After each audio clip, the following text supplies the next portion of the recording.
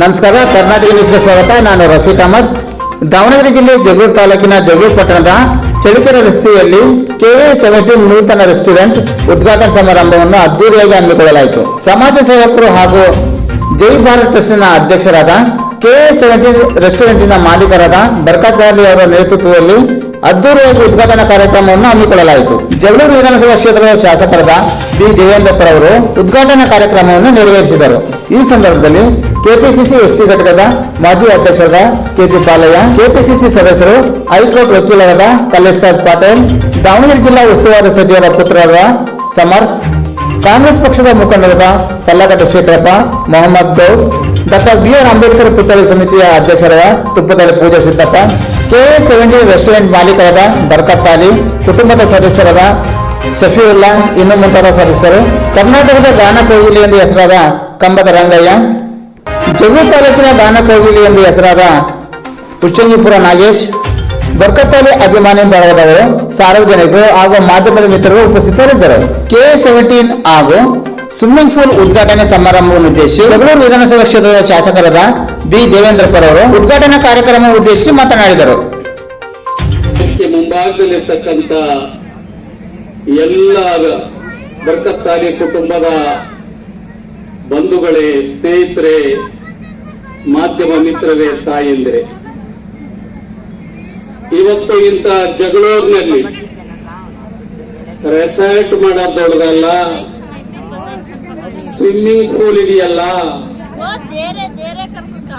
ಅದು ಬಹಳ ಮುಖ್ಯ.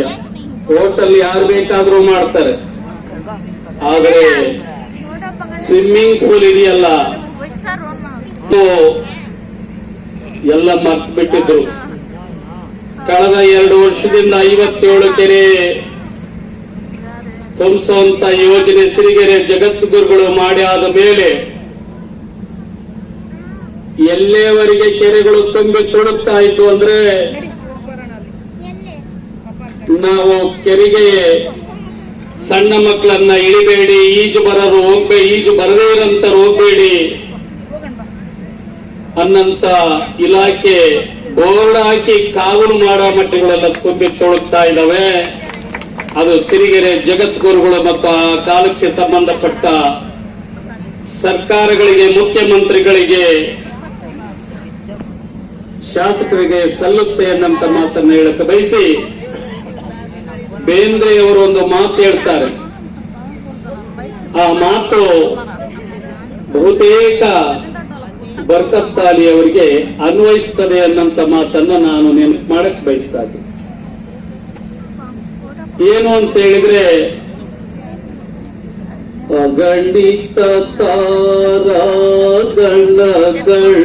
ನಡುವೆ ಎಲ್ಲದನ್ನಪ್ಪ ಬರ್ಕತ್ ಅಲಿ, ಅಗಣಿತ ತಾರಾಗಣಗಳ ನಡುವೆ ಬಾಣದರಂಗಯ್ಯರೆಲ್ಲಿದ್ದಾರೆ? ಬಾರಪ್ಪ ಮುಂದಕ್ಕೆ, ಕಂಬದ ರಂಗಯ್ಯ. ಹಾಗಾಗಿ ನಿನ್ನ ವೃತ್ತಿಯಲ್ಲಿ ನಾನು ಹಾಡೋದು ಕಲ್ತಿಲ್ಲ, ಹವ್ಯಾಸಿ ನಾನು. ಹಾಗಾಗಿ ಸ್ವಲ್ಪ ತುಳುಕು ಆಡ್ತೀನಿ ನಾನು. ಸಾಧ್ಯವಾದ್ರೆ ನಿನ್ನ ಕಂಪ್ನಿಗೆ ಸೇರ್ಕೊಂಡು ನನ್ನನ್ನು ತಯಾರಿ ಮಾಡಿ. ಅಗಣಿತ ತಾರಾಗಣಗಳ ನಡುವೆ ನಿನ್ನನೆ ನೆಚ್ಚಿಹೆ ನಾವು, ನನ್ನೀ